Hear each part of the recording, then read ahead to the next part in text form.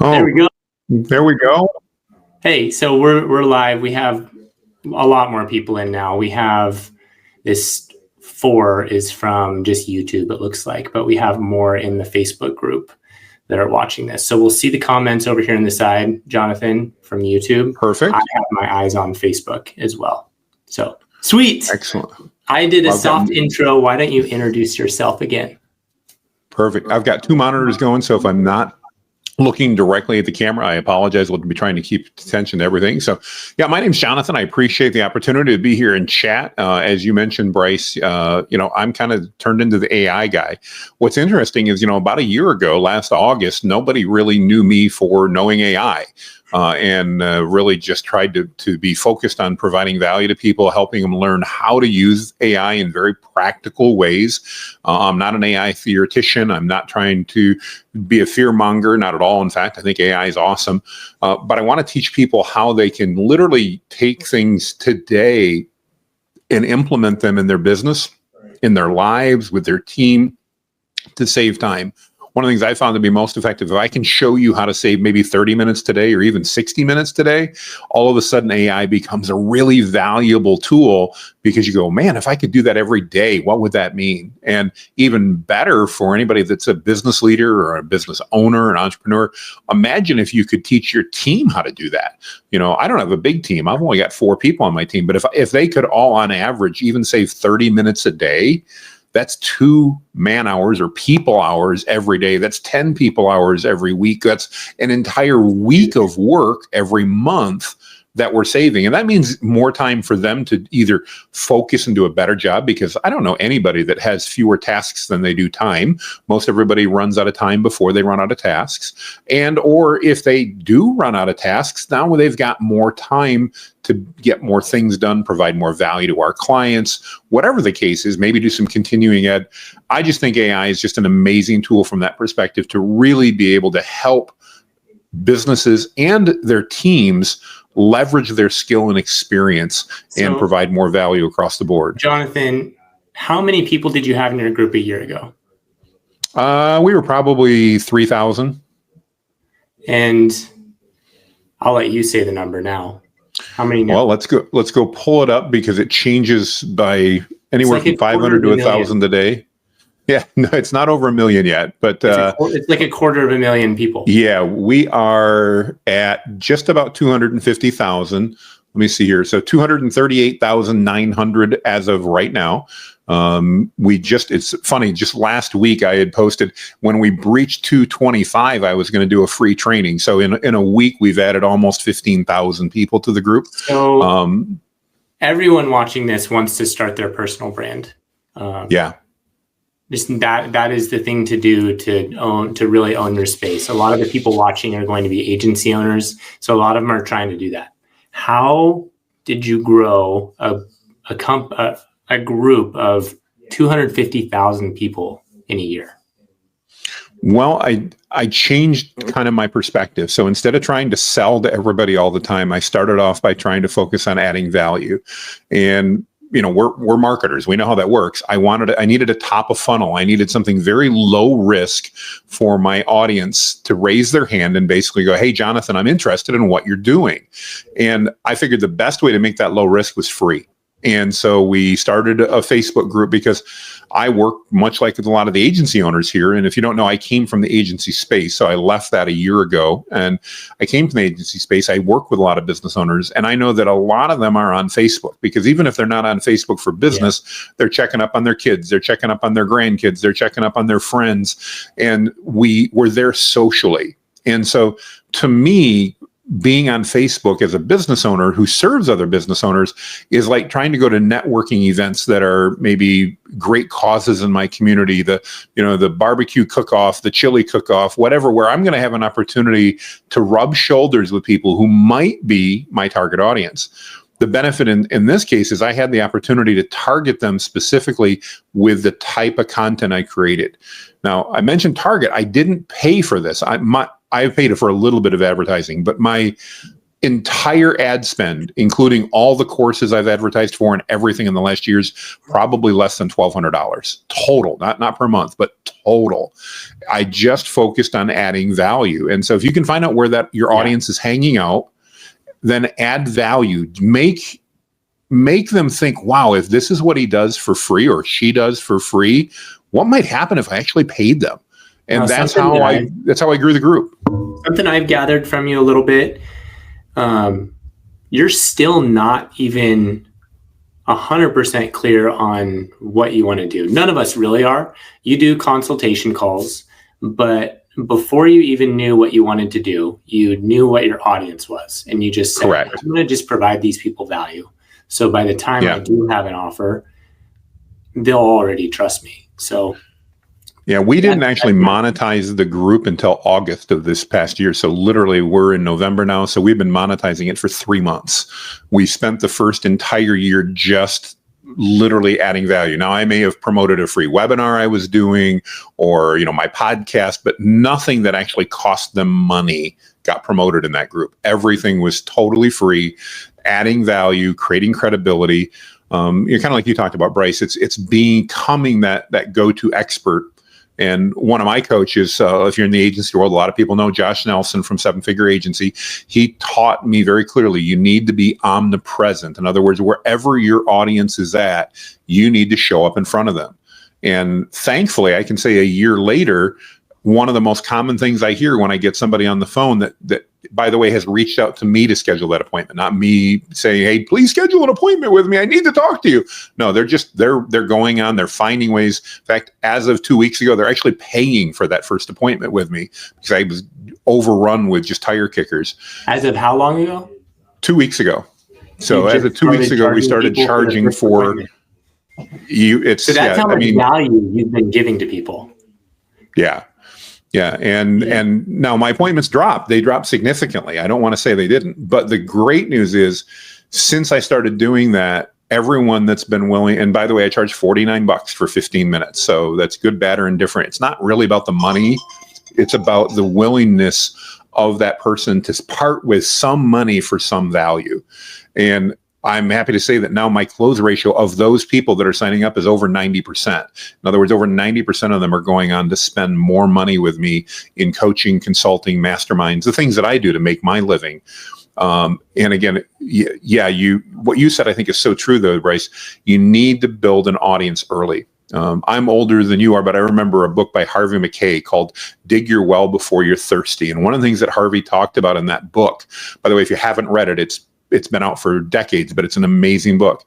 It talks about you need to prepare your audience and build your audience before you need it. It's so incredibly valuable.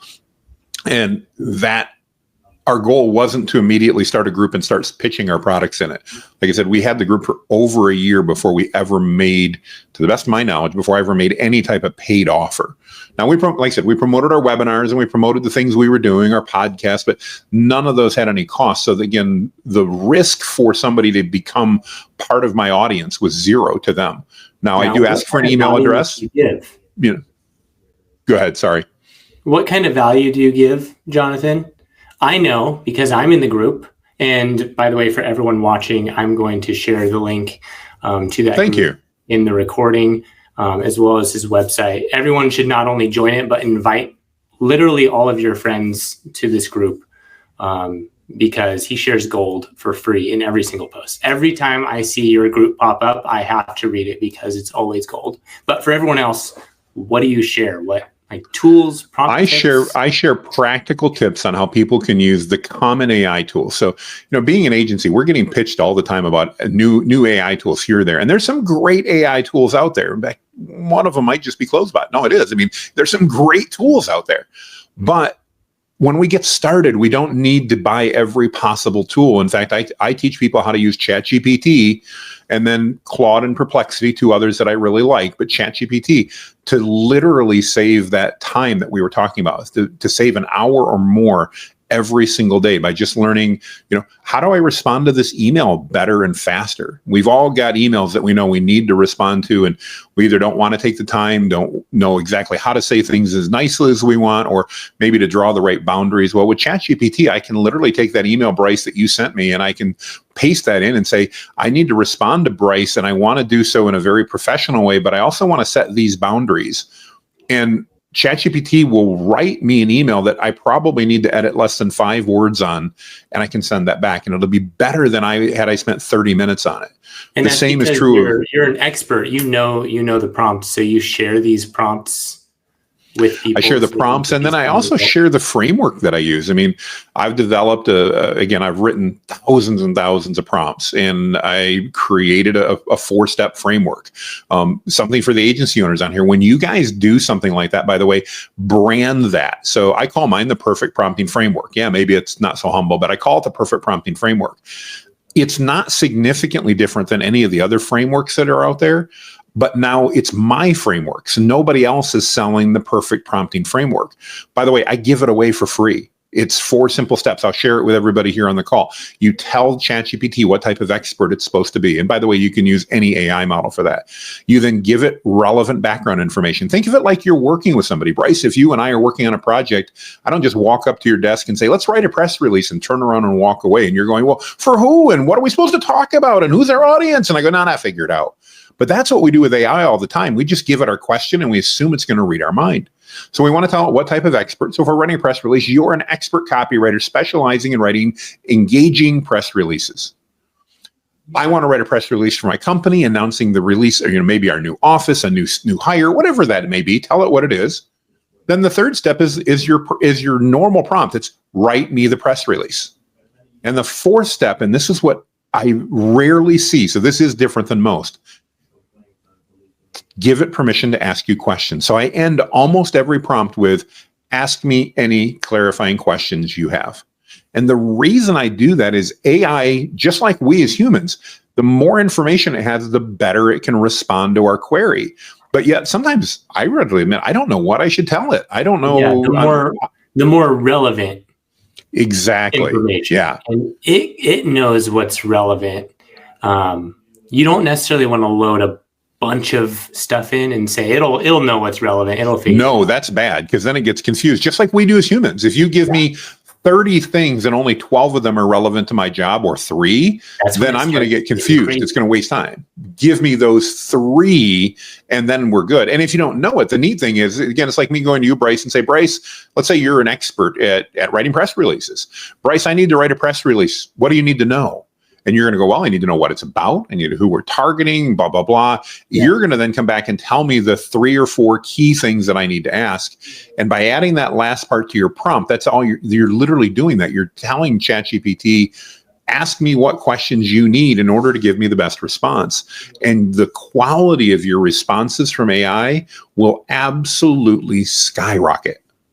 So you tell it what position it is. Yeah, what type of expert? You give it information it needs to know. You tell it context, the job, and then you tell it, ask me any questions. Bingo, that's it.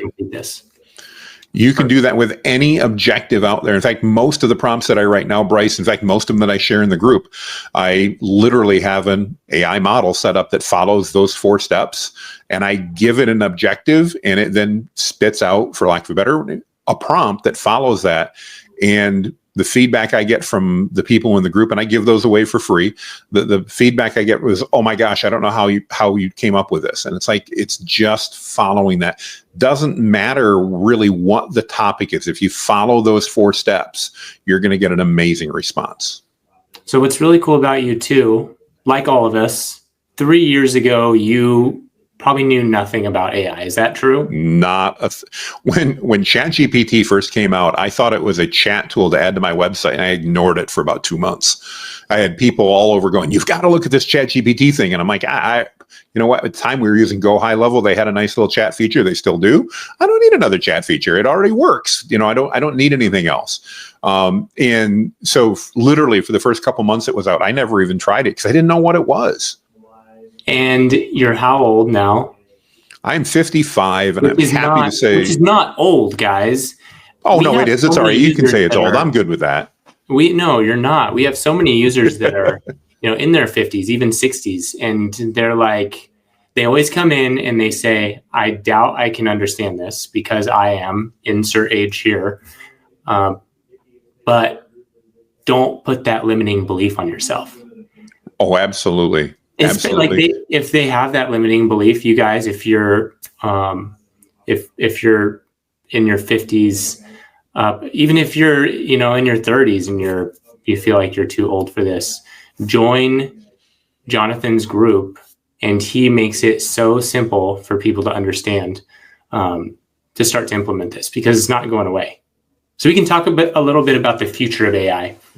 Yeah. Where you think things are going. I know Sam likes to announce things, and recently announced that they feel like they're on to AGI. First of all, can you explain to us what AGI is and then what you feel about that?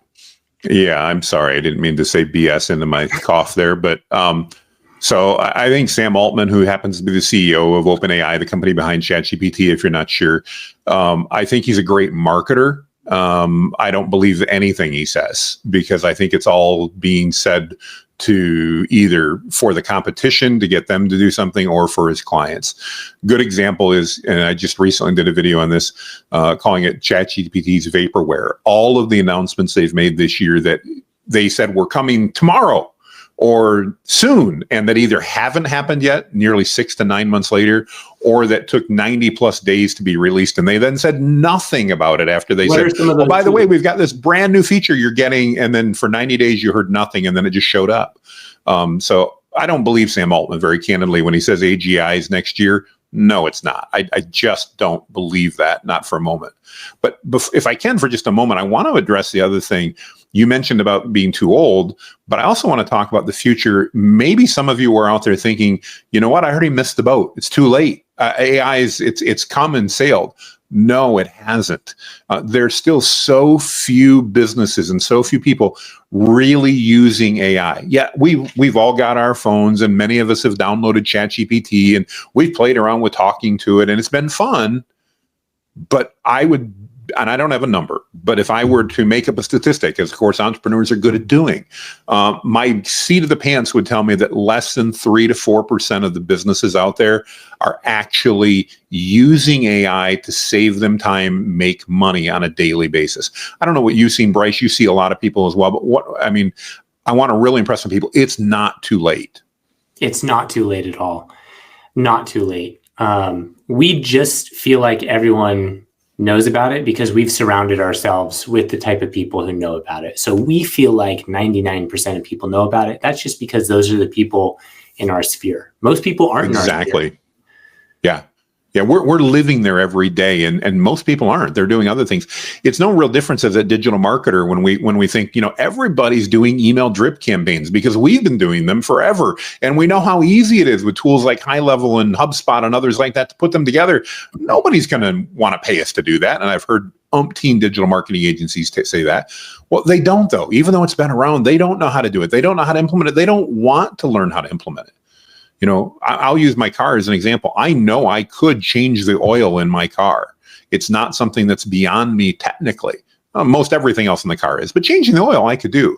I still don't change my oil. I pay an exorbitant amount of money to drive into a place where I can roll down my window and somebody can crawl underneath my car and change it for me, because I don't want to be an expert at that. I don't want to have the oil wrenches and the pans and figure out what to do with the oil when it's gone and any of that stuff.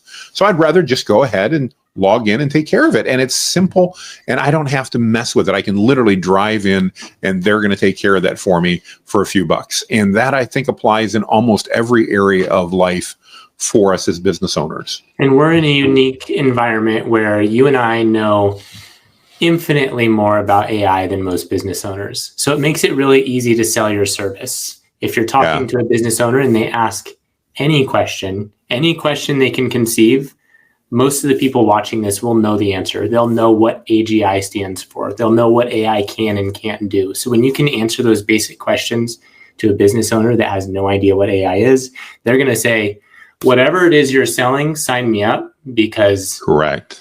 I need to use it and I can't imagine how to start. So they need you. Yeah. Well, and on that, I want to point out that one of the big changes that we've seen is that a year ago, a lot of business owners weren't so keen on AI. They didn't know about it. It was new. They were a little scared, maybe a little leery of it. But now we're seeing the exact opposite, especially in the digital marketing world with the agencies that we work with. And I'm guessing you're seeing this too, Bryce. Now, many of those same customers are like, I want you as my agency to be recommending AI-based solutions. I need an AI-based chatbot on my website. I need to integrate AI into my lead flow and in my responses and all those things. I want you to be using AI as you're helping craft my content, but they expect you to be proficient and an expert at it. But it's literally gone from a year ago, people going, I don't know, to now it's a selling point where it's a way to differentiate your agency from your competition because you can speak eloquently and professionally about it and deliver value to them. And that's what those clients are looking for. Yeah. I want to take a little bit of time now. We touched on the future. I want to touch on the past, and then we'll come back to the future. Sure. Has anything surprised you about the trajectory of AI over the past 2.5 years? Well, it's certainly gone super fast, but I can't say that's really surprised me. I think if anything has surprised me, it's the fact that Google's fallen flat on their face as far as AI is concerned in my book. I know there are people that disagree with me, but let's face it, guys, Google has all of the data needed to become the absolute behemoth in this area. And the only AI product I don't recommend people use is Google Gemini, because in my experience, it's cantankerous. And when I say cantankerous, I mean, it will literally do what you want. And then you'll ask it to do it again, and it'll say, I'm sorry, I'm a large language model, and I'm not trained to do that. And you're like, but you just did it. Yeah, well, I won't do it again. And then you can tell it, but you just did it. And it'll go, I'm sorry, I'm a large language model, and I'm not trained to do that. And, I want to literally throw my computer out the window when I use Google Gemini. So I'd say the surprise I've had has really been in that area, in the fact that that's the case. I think the other surprise I've had, AI, we can also use AI to create images, and images are a ton of fun, and it's great to do.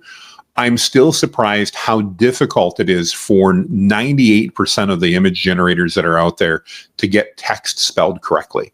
I'm amazed that, and I'm also amazed how hard it is for them to do consistent characters. In other words, if I develop a mascot or an image that I want for my business to use, I get this question almost every day in our Facebook group. How do I create this consistently?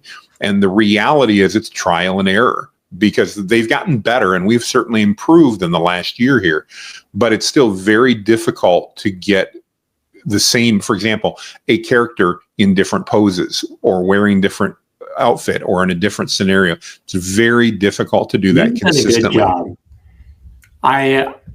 I look at you usually have an image on your posts, yeah, and there are characters, and I've seen them recur. So you have something figured out. Yeah, it's the 1 to 100 reality. In other words, I literally create probably on any given week 1,000 images or more, and I probably use somewhere between 40 and 50. So I accept the fact that certainly 1 out of every 4 images at most is going to be usable, and it's probably closer to 1 out of 10. So I'm hearing a similar opinion that I have. I've been surprised at how dumb AI still is. You've said it takes you 1,000 iterations to get 40 to 50 images you can use.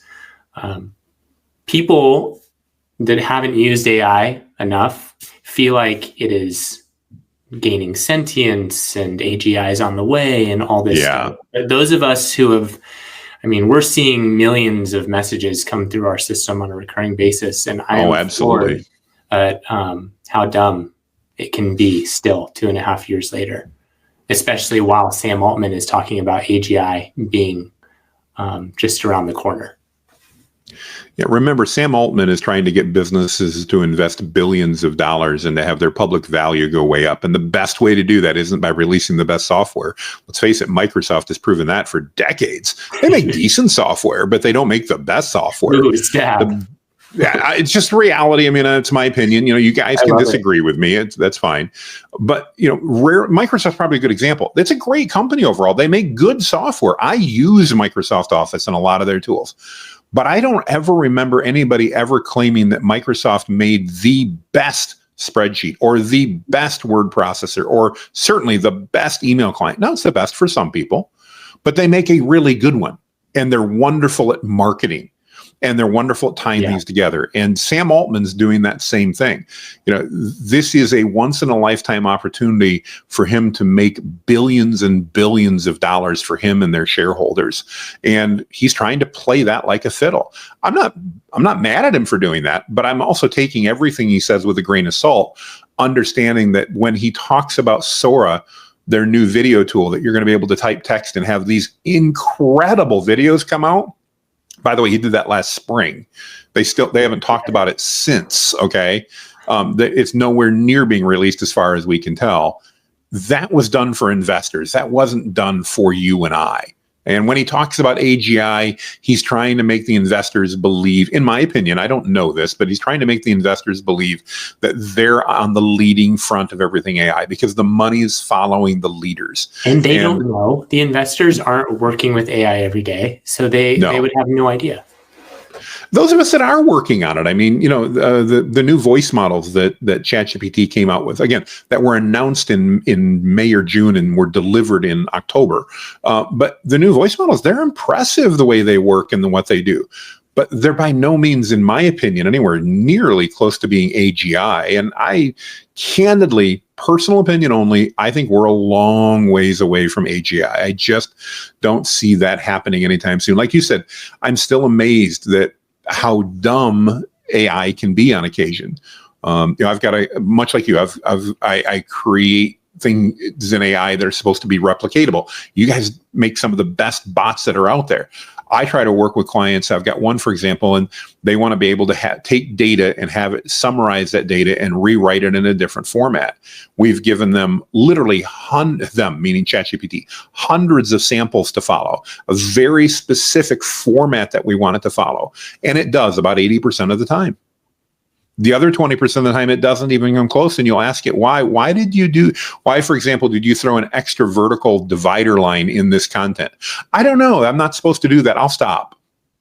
Yeah. And then you'll do it again. And 10 times later, it'll do it again. Or you'll say, this last part, we gave you 37 different variations to use and gave you permission to change any of those as long as you keep the overall context.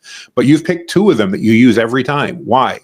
Oh yeah, I forgot. I mean, it'll literally respond with those things. So that's like you said, that's probably the part that surprised me. If ChatGPT can't figure out how to take 20 variations of a phrase and create random versions of that are similar, then we're nowhere close to AGI.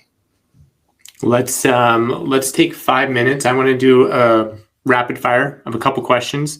I'm going to ask you a few questions and just give me like a 5 to 10 second answer, and we'll go through these. Okay. Favorite book? Good to Great. Favorite company producing LLMs? Anthropic. Favorite model out of any of the companies? Perplexity.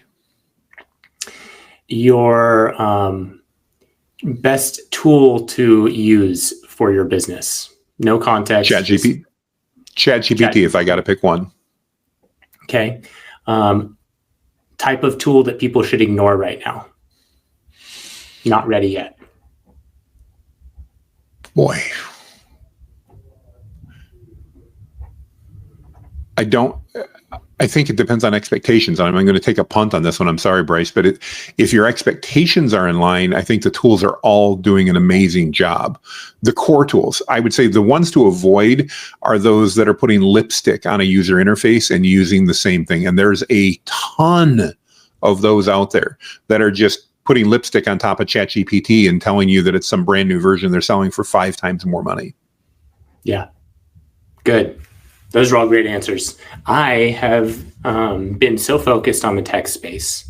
I have generated maybe a dozen images in the past 2.5 Yeah, 2.5 years. I've never tried any video stuff, or I'm very text based. So ignoring anything text tool, what are some tools that I should look into for images, content? Great question. I think it depends on what type you want to create. I think there are two runaways as far as quality of imagery that you want to look at. One is called Midjourney. It's been around for a long time. Whether you want photorealistic images, you want cartoons, you want watercolors, there's hundreds of styles. Discord? They are, but they have a web server now, and the web service is available. Both, so you can do it either or. It used to be it was hard to get started because I can't even begin to describe how it worked. It was just difficult. It was weird. It was very weird. There's a new contender on the block, and by new contender, the last probably 3 to 4 months, called Flux, Flux. Oh, I see. And Flux is very interesting because it's actually a model that you can download and run locally if you have a honking computer, or you can just pay for API usage and use it. As an agency, what I would encourage agencies to look at, because let's face it, when we're creating marketing assets for our clients, we never have the right photo and we never have what we need of them or anything else. Flux has the ability to what's called be trained in LoRa, LoRa, and I won't get into what all of that stands for, but basically you can take a dozen or more images of a product, of a person, whatever, and you can upload those and train Flux to understand that look. Now, I've always had difficulty with that because my beard, AI models don't do well with beard. What happens is they basically do this much of it and they leave off all the rest. And so when I'm doing things, and my beard looks really weird because this outer part of my beard that's your look. It never changes. But if you train a Flux model, and again, you can train it on product images or people, you now can go in and you can create, I can put myself in almost any situation that I want and create images. So that can be me speaking on stage. It can be standing on the street in New York. It can be where 90% of me is a robot and a cyborg, and it's my head on top of it. I've done all of these. Yeah. And as an agency, I think that's one of the best skills we can learn, because let's say we're running Google ads for somebody or Facebook ads. If you're running Facebook ads, I know a little bit more about that, not a lot. So if I'm wrong, bear with me. But if we're running Facebook ads, one of the best type of images is a selfie style image. We know that gets people to stop as opposed to most anything else. Well, I don't have 100 different selfies that I can use for my average client. But if I train Flux to do that, now I can, for every client I have that I get 12 or more images from, then make it work, I can now create them. So I can have them standing in front of Wrigley Field. I can have them standing on a beach in Florida. I can have them on the top of Mount Kilimanjaro. It doesn't matter. And I can create them in seconds. By the way, the average cost to create those is about 5 cents. So can you have like different files? Like this is the Jonathan one, this is the Bryce one, then go into the Jonathan one. And do they give you any insight on the back end? Like, is you uploading those photos, do they like create a secret prompt that is appended that describes that? They actually modifying. They created what's called a trigger word or trigger phrase. So when I do it for people, I just use their first name, middle initial, and their last name. So not mine's now it won't work for you. You couldn't put Jonathan J. Mast in yours. You won't get one that looks like me because you don't have that model. I do, because I've trained it. So it is fairly private. It's not like anybody's going to get access to it. But now when I go in, if I want to, for example, be standing on a street corner in New York surrounded by a bunch of yellow taxis, I would create my normal image prompt for a man with a white beard standing on a street corner in New York City surrounded by yellow cabs. And then I would just say, instead of saying a man, I would say Jonathan J. Mast standing on a street corner. And it will then grab my beard, my glasses, my funky eyebrows, my receding hairline. That's a trigger word within your account. It allows within my account. Exactly. Yeah. Very cool. Very cool. So I think that's one of the coolest things out there at the moment. Then you can take those images, by the way, and you can go to a tool like Runway or others, and I can create a 5 to 10 second video clip, not with audio, but like a B-roll clip or something like that. So I did one in New York, and the cabs were moving, and I was standing there on the corner. And again, some work and some don't. Some got a little weird. We had one where the cabs were like running over each other, not crashing, but just like melding and going on. So they're not all perfect. But I did one of me standing on the beach, and then I said, uploaded the Runway and said walking along the beach. And it took my image and it literally animated that photo and made it look like I was walking along the beach. So Flux to Runway is really powerful. And Flux alone, if you're just images, Flux to Runway if you need clips. How long? If you need that video clip, yeah. 5 to 10 seconds on average is about what you can get. Perfect. And you could like create several of them to create like a clip. Yeah, you could stitch them together, or we're using some, for example, I did a number of the images of me standing on stage speaking because I don't have enough of those images because I was in Baltimore last week and I was speaking to a group in Baltimore, but there was nobody in the stage or in the crowd that I knew to go take pictures of me. And I didn't really want to hand my cell phone away. So I don't have any pictures of me speaking in Baltimore, but now I can use AI to replicate that. And when we're doing reels and things like that, we can pull those in as B-roll.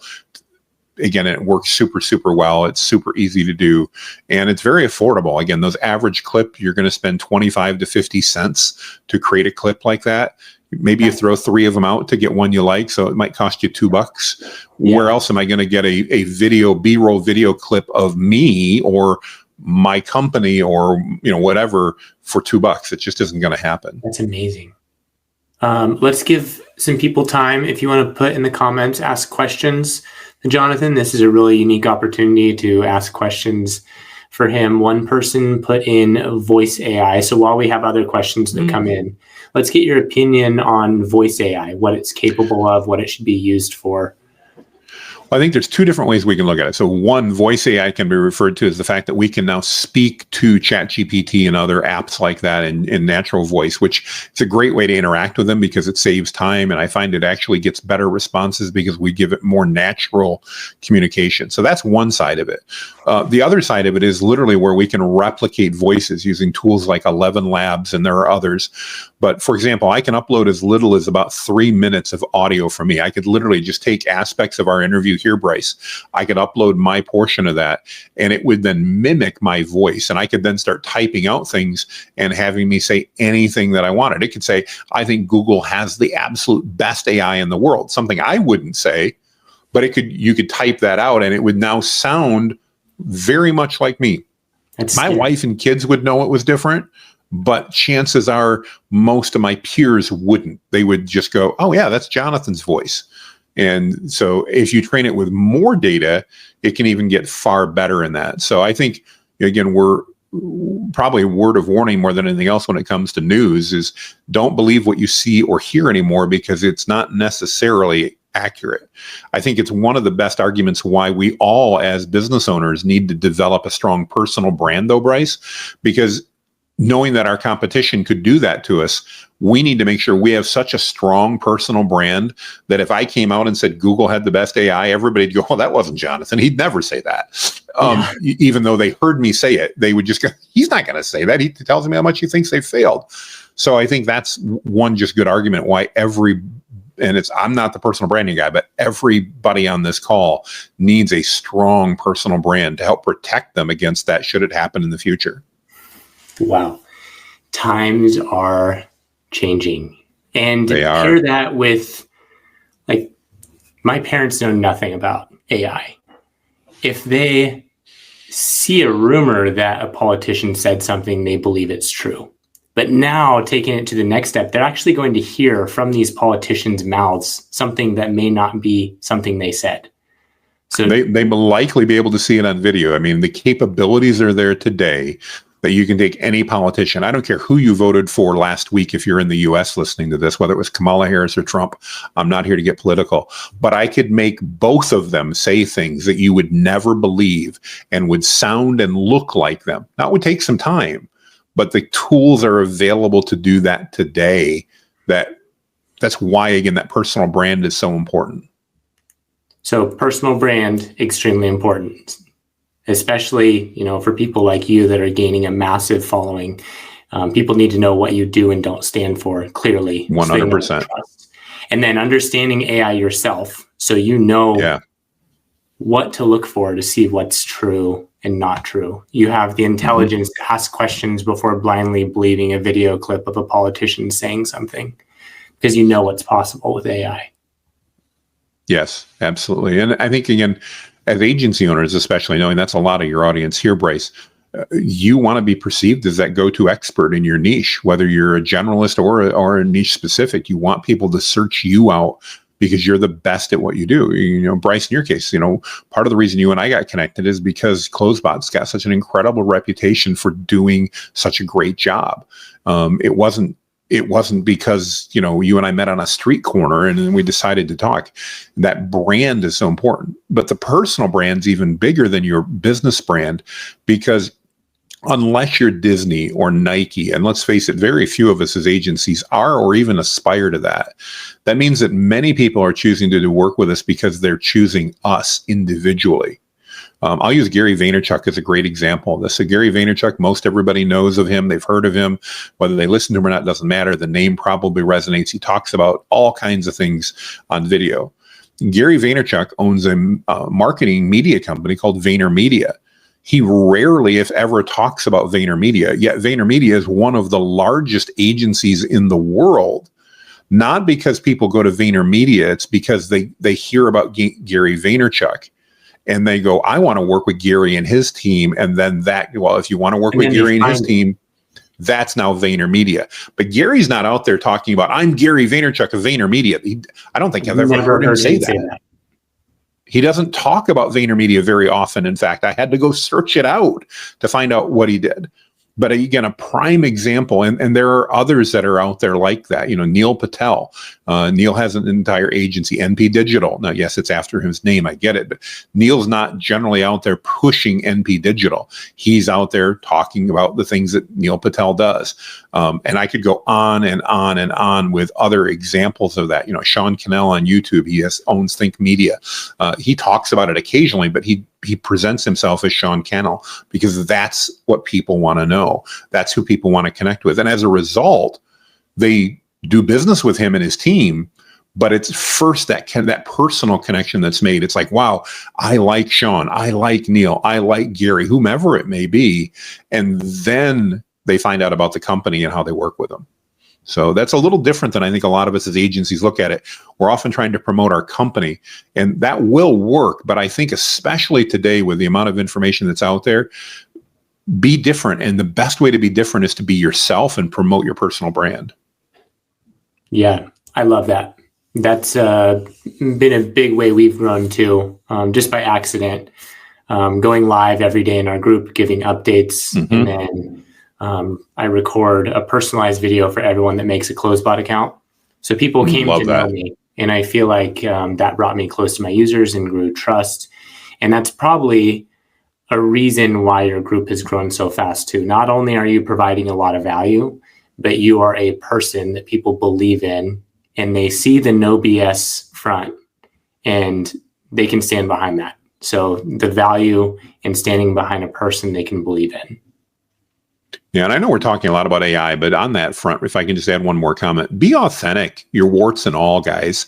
If you mess up, just admit to it. People will resonate with you when they realize that you're like them. You don't have to have perfect lighting. Proof positive by mine today. I just moved and my lighting's all messed up right now. It's okay. It'll work. You don't have to be a model. I'm overweight and I'm old and I've got a beard and a receding hairline and glasses and funky eyebrows, and people still pay attention to my videos. It's about the value that you bring. Don't try to be perfect. Just do it. Yeah. Be real. Oh, yeah. To grow your personal brand, give value, the rest will follow. Be authentic. 100%. Yeah. I love it. Well, any parting words for people? Why don't you take a moment to list your websites and groups that you want people to find you on, Instagram handles. Where can people find you? The easiest way to do it is just go to my website. It's Jonathan Mast, just my name.com/Linktree. And if you go there, you'll see ways to book time with me, to schedule, to connect with my email list, my groups, tons of free resources. Some paid coaching programs are listed there as well, but there's tons of free resources. Just go there and you can connect with me on any of the socials. Like you said, I'm on Facebook, I'm on YouTube, I'm on LinkedIn, I'm on Twitter, I'm on all those. Yeah, I can't call it X, I'm sorry. But if go to JonathanMast.com. But just go to JonathanMast.com/Linktree. Everything you need will be there. You'll find everything. Yeah. Okay. That's perfect. I went there as well. There's a calendar right there for people to book time with you. All your socials are there. I would encourage everyone who wants to eventually book a time with Jonathan to hop on, because I guarantee you that price of the first meeting is going to have to go up soon. You're going to have 60 hours a week of $50 calls, and you're going to have no time to do the work. So book. Well, and again, I appreciate the kind words, but I just want to say it's proof that doing this works in my mind, because I'm blessed to be in a situation where I don't have to go out and make a ton of cold calls every day now. I don't have to constantly chasing people. I've literally got people booking calls to sit down and ask me questions that are excited when I pitch them about things that cost them more money, because they've already agreed that it was worth parting with a few dollars to chat with me. And yeah, at some point it's not about the money up front, because but I don't want, I had too many tire kickers. I had too many people that were getting on and taking 15, 30 minutes, and then there was no opportunity there. And I do tons of free stuff, as you know, so that's not an issue. But those calls, I needed to start figuring out how to get more time. And again, it's not because of any dollars I'm spending on advertising and everything else. It's because for whatever reason, what I'm saying is resonating with people. And every person listening to this live stream can do the exact same thing. Well, I know just on this call, I mean, we have people in the comments saying, "Oh, Jonathan Mast, I love him. Oh yeah, Jonathan Mast. Oh, I'm part of his group." Like, you have a following everywhere. So what you're doing is working. People should listen, be authentic, build a personal brand, give value, and you could end up just like Jonathan Mast with 250,000 people in your group and people begging for your time and willing to spend whatever money it takes to get there. So I don't think we're quite at the whatever money, but we're at least willing to spend money. So we're happy about that. We're good with that. That's all right. It helps pay the mortgage. So it's all good. Well, thank you, Jonathan. We really appreciate you. The recording of this will be available, everyone. So we had a couple people that missed it and were begging for the recording. That will be available. Make sure you reach out to Jonathan Mast, JonathanMast.com/Linktree, find all his socials, book your time with him before it's no longer available. And I'll see you guys in his group. All right. Thanks, Bryce. Thanks, everybody. Thanks, Jonathan.